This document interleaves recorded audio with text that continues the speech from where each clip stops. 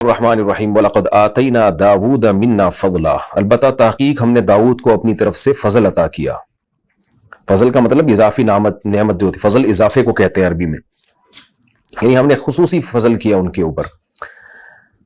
پچھلے رکوع میں نبی صلی اللہ علیہ وسلم کے بارے میں جو مشرکین مکہ مذاق اڑایا کرتے تھے اور کہتے تھے کہ کیا تم نے ایسے شخص کو دیکھا جو کہتا ہے کہ ہم جب مر کے مٹی ہو جائیں گے دوبارہ زندہ ہوں گے، یا تو ان کو جنون ہے یا انہوں نے معاذ اللہ پہ جھوٹ باندھا ہے۔ تو اس طرح وہ نبی کا مذاق اڑاتے تھے، تو اللہ نے ان کو اللہ نے فرمایا کہ تمہیں ڈر نہیں لگتا کہ اللہ تمہیں زمین میں دھسا دے یا آسمان کے ٹکڑے تم پہ گرا دے؟ پھر اللہ نے فرمایا کہ جو ڈرنے والے لوگ ہیں، جو اللہ کی طرف انابت کرنے والے لوگ ہیں، وہ ان باتوں سے ڈرتے ہیں، وہ اللہ کے عذاب کا خوف دل میں رکھتے ہیں۔ تو اب اللہ تعالیٰ نے دو طرح کے لوگوں کا تذکرہ کیا کہ کچھ منیب لوگ جو اللہ سے ڈرنے والے ہیں، اور کچھ وہ لوگ جو منیب نہیں ہیں، جو اللہ کی طرف توجہ نہیں کرتے۔ اور دونوں واقعات میں جو چیز قدر مشترک ہے وہ یہ ہے کہ دونوں کو اللہ نے دنیاوی نعمتوں سے بہت نوازا تھا۔ تو ایک اللہ کے شکر گزار بنے اور ایک اللہ کے ناشکرے بنے۔ ایک آل داود اور آل سلیمان ہے اور ایک قوم سبا ہے۔ تو اللہ کہتے ہیں آل داود اور آل سلیمان اللہ کے شکر گزار بنے، ان کو بھی دنیا میں بڑی نعمتیں دی، بلکہ بہت زیادہ نعمتیں دی، ان کو تو قوم سبا سے بھی زیادہ نعمتیں دی۔ اور دوسری قوم سبا تھی جن کو داؤد اور سلیمان جیسی نعمتیں تو نہیں ملی، لیکن کم نعمتیں ان کو بھی نہیں ملی۔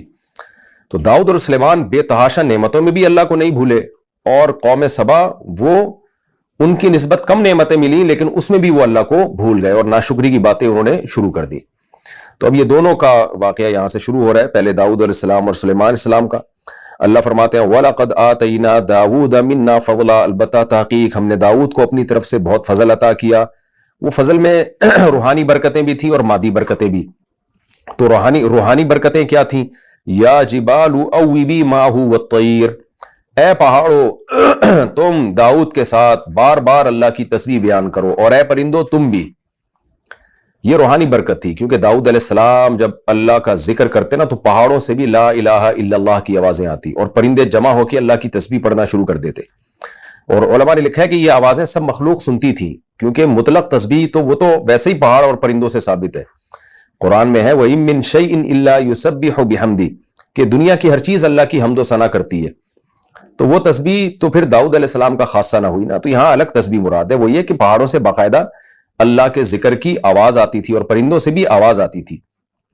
تو یہ معجزہ تھا داؤد علیہ السلام کا، اس سے داؤد علیہ السلام کو فائدہ بھی ہوا کہ لوگ آپ پر ایمان لاتے تھے اور ان کا ایمان بڑھتا تھا، اور وہ بھی پھر اللہ کی حمد و ثنا کرتے، تسبیح کرتے، اور اس سے تسبیح کی فضیلت بھی ثابت ہوتی ہے۔ میں بار بار کہتا ہوں، آج کل کے کچھ لبرل سیکولر اسکالرز آ رہے ہیں جو تسبیح ہاتھ میں پھرانے کو اور اللہ اللہ کرنے کو بڑے توہین آمیز لہجے سے اس کو کہتے ہیں ان لوگوں نے بس اسی میں قوم کو الجھا دیا، اللہ اللہ کرتے رہو بیٹھ کے۔ تو حالانکہ جو لوگ اللہ اللہ کرتے ہیں نا، آگے کام بھی وہی کرتے ہیں، جن کو اللہ سے تعلق ہی نہیں ہے وہ آگے بھی کچھ نہیں کر پاتے، وہ صرف باتیں ہی کرتے ہیں بیٹھ کے۔ تو اس لیے اللہ کا ذکر کرنا، زبان سے اللہ کے نام کو بار بار دہرانا، اس کی اسلام میں بہت فضیلت ہے۔ آگے اللہ نے جو مادی برکتیں عطا فرمائی ان کا تذکرہ ہے، وَأَلَنَّا لَهُ الْحَدِيدَ، فرمایا ہم نے لوہے کو ان کے لیے پگھلا دیا تھا۔ لوہا پگھلا دیا، لوہا ان کے ہاتھ میں نرم ہو جاتا تھا، جہاں چاہے اس کو موڑ لیا کرتے تھے۔ کیوں پگھلا دیا؟ اس وجہ سے کہ اَنِعْمَلْ سَابِغَاتٍ، اس لوہے سے اب آپ اپنے ڈیفنس کو، اپنے دفاع کو مضبوط کریں گے۔ آپ ایک بہت پاورفل ایک اسٹیٹ بنائیں گے جس کے پاس ایک مضبوط آرمی ہوگی، اور اس کے پاس ایک بہت زبردست اسلحہ ہوگا، اور اس کے پاس اپنے ڈیفنس کا انتظام بھی ہوگا، تاکہ آپ پوری دنیا میں اللہ کے نظام کو نافذ کر سکیں، لڑائی میں آپ کو شکست نہ ہو۔ اَنِعْمَلْ سَابِغَاتٍ، آپ زرہیں بنائیں، یعنی جنگی جو لباس ہوتا ہے، کہا جاتا ہے کہ جنگی لباس جو لوہے کا لباس پہنا جاتا ہے نا، آپ نے دیکھا ہوگا جو ہسٹوریکل موویز جن لوگوں نے دیکھی ہوئی ہیں کہ پہلے زمانے میں تلوار سے بچنے کے لیے کیسے بڑی بڑی جنگی لباس پہنے جاتے تھے، جنگی ٹوپیاں پہنی جاتی تھیں۔ خود غزوہ احد میں نبی صلی اللہ علیہ وسلم نے جنگی ٹوپی پہنی ہے، لوہے کی ٹوپی ہوتی تھی جو آپ کو تلوار اور تیر کے اور نیزے کے وار سے بچاتی تھی۔ تو کہا جاتا ہے کہ اس کے بانی داؤد علیہ السلام ہے۔ تو بڑی بڑی زرہیں بنائیں، وقدر فی السرد، اور جوڑنے میں ایک اندازہ سے کام لیں آپ، یعنی ایک مینجمنٹ کے تحت جوڑیں۔ دیکھیں کچھ چیزیں ایسی ہوتی ہیں جو واقعہ کا بظاہر اہم پہلو نہیں ہوتی، لیکن اللہ اس کو ہائی لائٹ کرتا ہے، اس میں کوئی نہ کوئی بڑا سبق چھپا ہوا ہوتا ہے۔ اتنا کہہ دینا کافی تھا کہ آپ زرہیں بنائیں، ظاہر جب ہم زرہیں بنائیں گے، جنگی لباس پہنائیں گے، تو ان کو سینہ بھی تو پرونا بھی تو پڑے گا نا، کڑیوں سے جوڑنا پڑے گا تاکہ موویبل ہو، وہ آسانی سے آپ کی باڈی کے ساتھ ایڈجسٹ ہو جائیں. لیکن اللہ نے الگ سے اس کا تذکرہ کیا کہ اس کے جوڑ میں انداز، یعنی اندازے کا مطلب یہ نہیں کہ اندازے سے کام لیں جس کو اردو میں کہا جاتا ہے اندازہ، بلکہ قدر کا مطلب باقاعدہ مینجمنٹ ہونی چاہیے. تقدیر عربی میں مینجمنٹ کو کہتے ہیں. آڑی ترچھی کڑیاں نہیں ہونی چاہیے، ایک خاص اندازے کے تحت جو جس کے قد کے لحاظ سے جو زرہ بنائی جا رہی ہے تو اسی کے زرہ کے لحاظ سے وہ کڑیاں بہت ہی سوٹیبل ہونی چاہیے کہ کتنی موٹی ہوں، کتنی ان کی لمبائی ہو، اور کتنی وہ کرو ہوں، اور کس دھات سے بنائی جائیں وہ، اور کتنا ان کو فولڈ کیا جائے، اور ہر لحاظ سے، تاکہ بہت ہی آرام دہ لباس بن سکے. تو یہ اللہ کیوں بتا رہے ہیں؟ اس لیے کہ اللہ تعالیٰ کو ہر چیز میں مینجمنٹ پسند ہے. کوئی بھی کام جب آپ کریں تو ایکسیلنسی کے ساتھ کریں، اور جنگ میں ڈسپلن کی اور ایکسیلنسی کی فوج میں بہت زیادہ ضرورت ہوتی ہے. دنیا کی کامیاب فوجیں ہمیشہ ان میں ڈسپلن ہوتا ہے، ان کا ہر کام میں ایکوریسی ہوتی ہے. لیکن جہاں پینڈو پن ہوگا، جہاں کوئی ڈسپلن نہیں ہوگا، آڑا ترشا کام ہوگا، جیسے کہ آج ہمارے ہاں مسلمانوں میں ہو رہا ہے، تو فوج تو کسی حد تک اس بدنظمی سے بچی ہوئی ہے، لیکن جو عام ہمارے ملکوں کے حالات چل رہے ہیں وہ آپ دیکھ لیں، سب کے سامنے ہیں. تو اس سے قومیں ترقی سے رک جاتی ہیں. جاپان میں گیا تو میں نے وہاں دیکھا ان لوگوں میں کہ کس طرح ان لوگوں میں ڈسپلن ہے، اور جس چیز کو بھی وہ بناتے ہیں تو بہت ہی اس میں ایکوریسی پیدا کرنے کی کوشش کرتے ہیں، کام کو ٹرخاتے نہیں ہیں. تو اس آیت کا حاصل یہ ہوا کہ داؤد علیہ السلام سے اللہ کہہ رہے ہیں زرہیں بنائیں، لیکن اس میں جان چھڑانے والی کیفیت نہیں ہونی چاہیے کہ آپ ایک جنگی لباس بنا رہے ہیں، آپ ایک اسلحہ بنا رہے ہیں، تو جان چھڑانے والا کام نہیں ہونا چاہیے جیسے کہ ہمارے ہاں ہوتا ہے. کوئی بھی کام ہو پوری توجہ کے ساتھ ہو، خاص طور پہ ڈیفنس میں تو بہت زیادہ توجہ کی ضرورت ہوتی ہے. تو اللہ کو وہ لوگ پسند نہیں ہے جو کوئی بھی کام کرتے ہیں ٹرخانے کے ساتھ کرتے ہیں. جیسے کہ ہماری قوم میں یہ بیماری پھیل گئی ہے، کسی آپ مزدور کو کوئی کام دے دیں تو وہ آپ سر پہ کھڑے ہو کر کام کروائیں گے تو شاید کو صحیح کر لیں، ورنہ کوئی بھی کام وہ ڈھنگ سے نہیں کرے گا. سیمنٹ بجری کو ملائے گا تو پانی صحیح نہیں اس میں حل کرے گا، سیمنٹ کم کر دے گا، بجری زیادہ کر دے گا، کوئی مینجمنٹ نہیں ہوتی ہے. تو درزی کو آپ کپڑے سینے کے لیے دے دیں، وہ آڑے ترچھے سی کے رکھ دے گا، وہ بھی کوئی محنت سے اور فوکس کر کے کام نہیں کرتا. کوئی بھی کام جب آپ کرتے ہیں تو یہی ہو رہا ہے ہماری سوسائٹی میں. کوئی ریسرچ کرتے ہیں تو اس میں جان نہیں کھپاتے، ادھوری تحقیقات لوگوں کے سامنے ڈال دیتے ہیں، پھر اس میں گمراہ کرتے ہیں. کہیں کوئی سیاسی تجزیہ کرنا اس میں بھی کوئی محنت نہیں کرتے، بس چند ادھر کی صحافیوں کو سنا، کچھ ادھر کو سنا، اور ایک تجزیہ لوگوں کے سامنے پیش کر دیتے ہیں. تو اس لیے اللہ نے فرمایا کہ اللہ تعالیٰ کو ہر چیز میں جو ہے نا وہ ایکسیلنسی پسند ہے. کوئی بھی کام جب آپ کریں تو پوری توجہ کے ساتھ کریں. تو وقدر فی السرد، اے داؤد آپ ان کڑیوں کو جوڑنے میں خوب مینجمنٹ سے کام لیں. وَعْمَلُوا صَالِحًا، اور عمل بھی آپ اچھا کریں. انی بما تعملون بصیر، میں تمہارے اعمال سے باخبر ہوں، دیکھ رہا ہوں کہ کیا کر رہے ہو.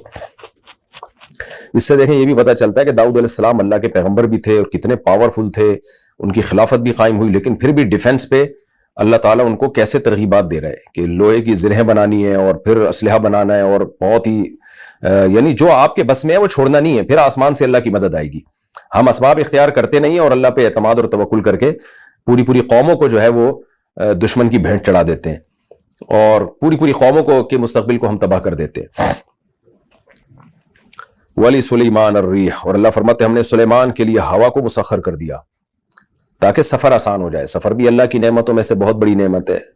سفر کامیابی کے دروازے کھولتا ہے، تجارت کے دروازے کھولتا ہے، آپ کو بہت کچھ سیکھنے کا موقع ملتا ہے. اس لیے قرآن میں سفر کو بھی ایک نعمت کے طور پہ بیان کیا گیا. آگے قوم سبا کے بارے میں بھی آتا ہے کہ ہم نے ان کے لیے سفروں کو آسان کر دیا تھا، کیونکہ سفر آسان ہونے سے بہت کچھ انسان کو سیکھنے کو ملتا ہے. ولی سلیمان الریح، اور ہم نے سلیمان کے لیے ہوا کو مسخر کر دیا. ایسی ہوا تھی کہ غدوہا، اس ہوا کی ایک صبح ایک مہینے کے برابر تھی. یعنی ایک مہینے کا سفر وہ ہوا ایک صبح، یعنی ایک صبح کو گزرنے میں جتنا ٹائم لگتا ہے 1-2 گھنٹے لگتے ہوں گے، تو وہ مہینوں کا سفر ہوا ان کا تخت اٹھا کے لے جایا کرتی تھی دوسرے ملکوں میں، دوسرے شہروں میں. وَرَوَاحُهَا شَهْرٌ، اس ہوا کی ایک شام بھی ایک مہینے کے برابر تھی. وَأَصَلْنَا لَهُ عَيْنَ الْقِطْرِ، اور جیسے داؤد علیہ السلام کے لیے لوہا نرم کیا تھا تو ہم نے تانبا جو ہے وہ سلیمان علیہ السلام کے لیے اس کا چشمہ چلا دیا.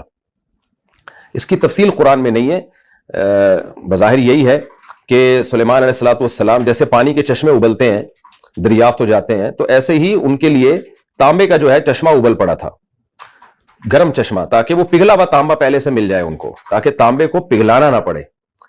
تو کیونکہ تانبا زمین سے نکلتا ہے ٹھوس کنڈیشن میں، تو کہیں کھدائی ہوئی ہوگی سلیمان السلام کے دور میں، کوشش کی ہوگی انہوں نے، تو اللہ نے کوئی ایسا چشمہ دریافت کروا دیا کہ وہاں پگھلا ہوا تانبا، یعنی ٹیمپریچر بہت زیادہ ہوگا زمین کا اس جگہ، تو وہاں پگھلا ہوا تانبا دریافت ہو گیا. تو وہ پگھلا ہوا تانبا جو ہے اسی طرح یعنی اس کا جو ہے چشمہ نکل پڑا. تو سلیمان علیہ السلام کو اس تانبے سے چیزیں بنانا بہت آسان ہو گیا، کیونکہ دو پروسیس ہوتے ہیں، پہلے آپ کو تانبے کو بھٹیوں میں پگھلانا پڑتا ہے، پھر اس کو سانچوں میں ڈالنا پڑتا ہے. تو اللہ نے ایک پروسیس آسان کر دیا، بھئی تانبا پہلے سے پگھلا ہوا ہے، آپ نے بس اس کو مختلف سانچوں میں ڈال کے اس سے اسلحہ بنانا ہے، یا تعمیراتی کام کرنا ہے، یا دیگیں بنانی ہے، یا جو بھی آپ نے، جو بھی ایک ترقی یافتہ قوم کو ترقی کے لیے ضرورت ہوتی ہے، سوسائٹی کے لیے جن اوزار اور آلات کی ضرورت ہوتی ہے، وہ تمام اوزار اور آلات وہ آرام سے بنا سکیں. فرمایا وَمِنَ الْجِنِّ، اور جنات میں سے بھی ہم نے بعض کو مسخر کیا. اس سے پتہ چلتا ہے سارے جنات مسخر نہیں تھے، اور اگر سارے مسخر بھی تھے تو کام میں سب کو نہیں لگایا تھا انہوں نے. جن بھی ایسے تھے مَن يَعْمَلُ بَيْنَ يَدَيْهِ، جو ان کے سامنے، ان کی نگاہوں کے سامنے کام کرتے رہتے تھے، بِإِذْنِ رَبِّهِ، اپنے رب کے حکم سے. یعنی اللہ نے ان کو سلیمان کے تابع بنا دیا تھا. اور آج عاملین کہتے ہیں ہم نے جن کو اپنے قابو میں لے لیا ہے، تو وہاں بھی اللہ کہہ رہے ہیں میں نے جن کو سلیمان کے قابو میں دیا. تو جب سلیمان علیہ السلام نے خود سے قابو میں نہیں کیا، تو یہ آج کل کے عاملین کہاں سے جنات کو قابو میں کر سکتے ہیں. وَمَن يَزِغْ مِنْهُمْ عَنْ أَمْرِنَا، اور ہم نے یہ اعلان کیا ہوا تھا کہ جو جن بھی ہمارے حکم سے اعراض کرے گا، یعنی سلیمان کی اطاعت نہیں کرے گا، نُذِقْهُ مِنْ عَذَابِ السَّعِيرِ، آخرت میں اس کو بھڑکتی ہوئی آگ میں داخل کریں گے. یعنی اس کو، اس کی مذہبی ذمہ داری تھی کہ وہ سلیمان علیہ السلام کی اطاعت کرے. پھر وہ جنات کرتے کیا تھے بھائی؟